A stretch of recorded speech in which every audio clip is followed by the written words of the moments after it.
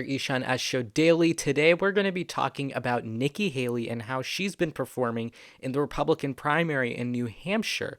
We talked about this a little bit in yesterday's video, but I wasn't able to get into it in depth as much because we were talking about Iowa. But today I want to talk about specifically Nikki Haley because she has been, in simple words, surging in the state of New Hampshire, and it's reflected in performance across the board.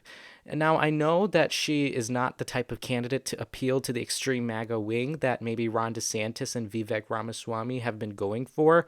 That's Trump's strongest base of support in the Republican primary. But she's been trying to really go after moderate voters, Democrat voters, independent voters, which is a better general election strategy, although a weaker primary strategy, if you ask me. But despite my views on what I think is a weaker primary strategy, she has actually been performing really well in this state. And that's because in New Hampshire, you don't have to be a registered Republican to vote in the Republican primary. You could be an independent or a Democrat and vote in their primaries. It's called an open primary. As you can tell, it's open to everyone. Now, obviously, you can only vote in one of them, but the thinking behind Nikki Haley's boost in support right now is that it seems like a lot of people, a lot of independents and Democrats and moderate voters are really interested in supporting Haley because that's the only competitive-ish primary that's happening right now. And Nikki Haley is the only candidate that's really appealing to them. I mean, Chris Christie's also in the mix, and he is kind of making those appeals, but he is only at 10%, and he is kind of disliked by much of the Republican Party.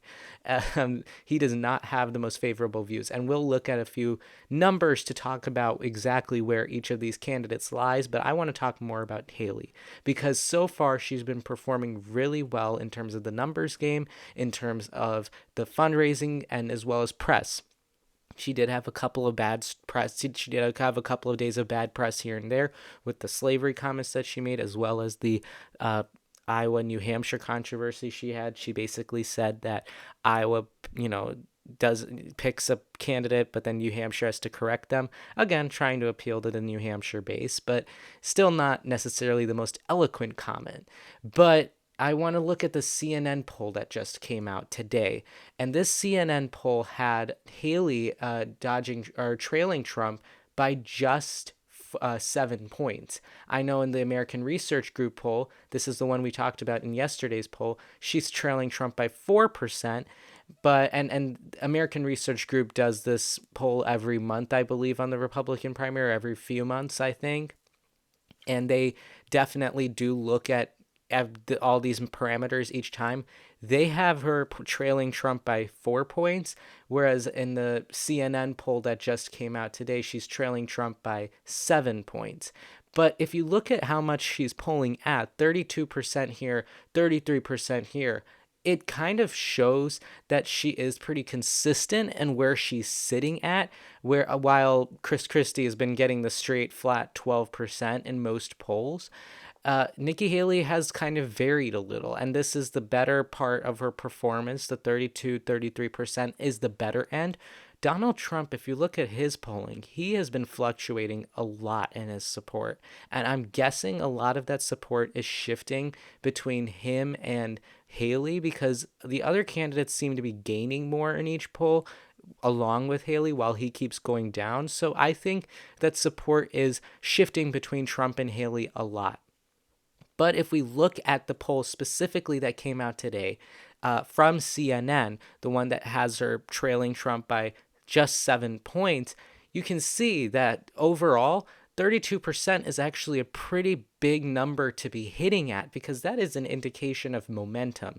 Going into this race, Haley was polling at the start of the New Hampshire primary. She was nowhere. Like this is around when, and mind you, Donald Trump has not really hit above 50% in this state, unlike other states.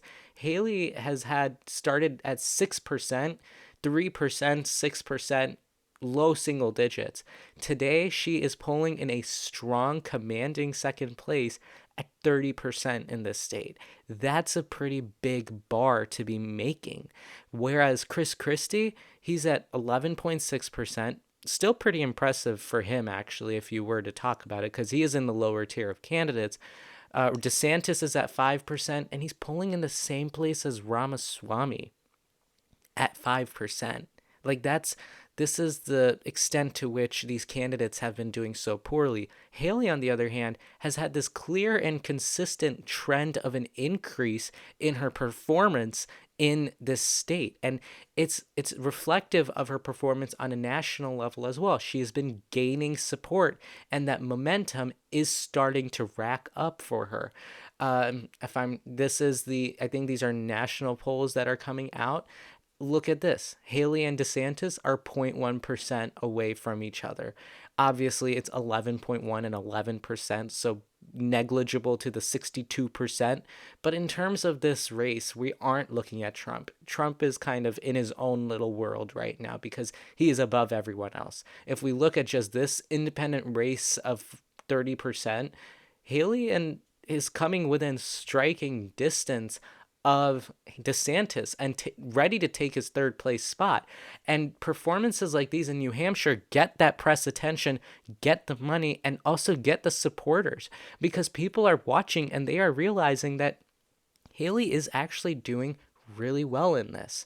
I think she needs to be able to show her supporters that she can do better than 33%, because so far it's not been this really big jump for her. It has been, I mean, it's been a nice, comfortable rise for her. But if she can show that she's like doing above 33% ish, like that would be nice for her. And there would be a comfortable margin that she could probably take back to her supporters. But clearly she is not hitting above that mark. So I would wait to see how much better she can perform and see if there's room for growth here. And also if you look at the Iowa vote that's going to be happening, if she just has a better than expected performance in Iowa, and look, even in Iowa, she's polling better than DeSantis.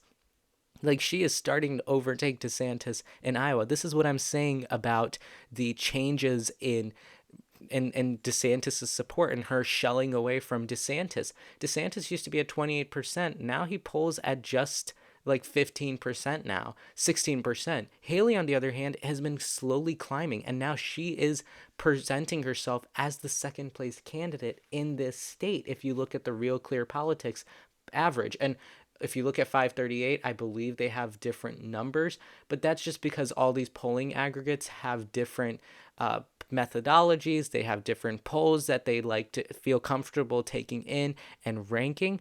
But even with 538, it's a really close margin for Haley and DeSantis.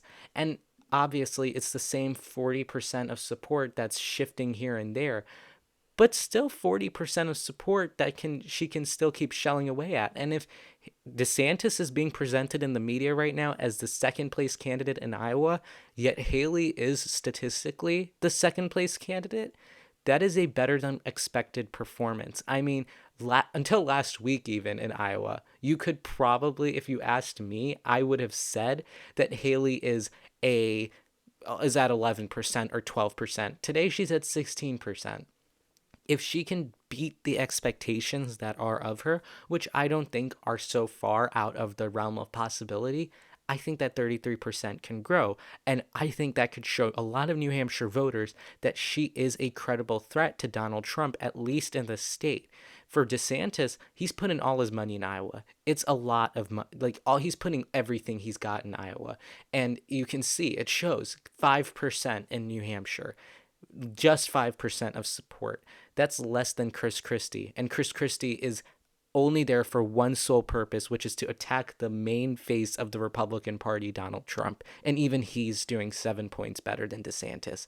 So that should go to show how poorly DeSantis is doing, but also how this strategy is going to play better for Haley, because she's not putting all her money and all her effort and resources into Iowa. She's putting it into New Hampshire. So if she does better in Iowa with less support, less resources, that could be a good springboard for her to get into New Hampshire. And that's where her campaign strategy lies, because in New Hampshire, she wants to get a lot of support, or at least be in striking distance of Donald Trump, so that she can then start to say, oh wait, actually I am a tough candidate. And that is what her campaign has been saying, that it just needs to become a two-person race between her and Donald Trump. A lot of people say don't underestimate Nikki Haley, and they are right. Nikki Haley is not the type of candidate to be underestimated. She's a smart politician. She knows how to win votes. And I think that's where you really need to look at how well she's been doing, because she is the underdog in this race so far. She's slowly been rising up under everyone's nose, and nobody has caught wind. I don't think anyone's caught wind of the fact that she's been doing so well in Iowa, because I've not been seeing enough reporting or media coverage of how well she's doing in Iowa right now. This is better than expected. But back to New Hampshire, I want to look specifically at at a statistic that really is driving her support in New Hampshire, and that's this 55%. She has 55% of support among moderate voters. That is huge, because in the state where she needs to get a lot of independent voters to turn out, 13% for Donald Trump versus 55% for Nikki Haley shows that her support is coming mainly from moderate voters. It doesn't have to do with age, because look at that. It's a pretty even split in terms of age. It doesn't have to do with ID. It doesn't have to do with any other part like regional or education. She has a universal appeal across the board for much of the different segments and voter blocks. But where she excels and excels over everybody is 55%. Chris Christie comes in a distant second place with 26%. So Haley has this commanding lead, and going into New Hampshire's more moderate voting base, she is definitely capable of taking more voters. In terms of whether or not they are definitive for her, I don't know where exactly in the document it shows exactly how strong their support is for her. But in somewhere in that, I remember watching it on CNN earlier this afternoon, it showed that 54% of Haley's supporters are diehard supporters for her, while Donald Trump has 80%. But that's not the thing. 45% is of the rest of the candidates as supporters are strong for them. That means that there's about 45% of support that Haley can take away from these other candidates, and that's going to be coming up in the Iowa caucuses that we made that prediction for yesterday, where we think Haley could actually do decent, and that would springboard her again into New Hampshire. But again, simply put, Nikki Haley is surging in this race, and she is surging in New Hampshire. She's surging in the national level. Will it matter all in the end? I mean, will it really matter when she's polling at just, 16 or 11% nationwide? I don't think so. I don't really think it's going to have a really big impact on anything in particular. If this Nikki Haley's the red trail, like, I don't know if it's going to be monumental if something were to happen. But if you look at where her support has been shifting, she has always been the third place candidate. For a brief while, Ramaswamy overtook her, but she's always been the third place candidate. DeSantis number 2, Trump number 1. And now she is in that comfortable second place right now. Trump has been slowly rising as DeSantis has been collapsing, which might indicate that she is taking support not from as much from DeSantis, whereas Trump is taking that DeSantis support. She's probably been rising with the other candidates dropping out and taking away her giving her their support.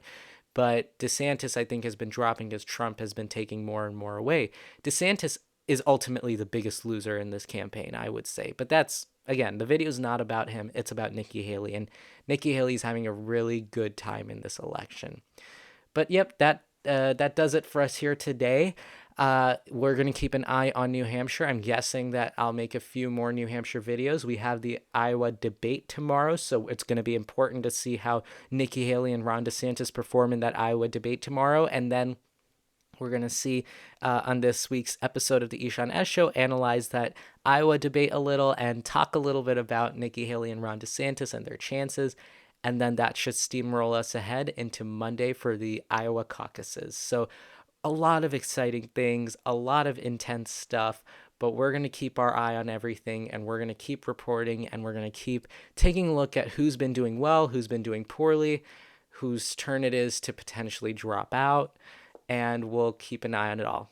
So subscribe, keep viewing, follow us on our social medias, subscribe to the political news blog. This is the ishanshow.com, by the way. You can subscribe to the ishanshow.com today. If you go over here and subscribe to our political news blog, you're going to get all the big news updates. But yeah, thank you so much for joining us here on the Ishan Show Daily. We'll see you again soon. Bye-bye.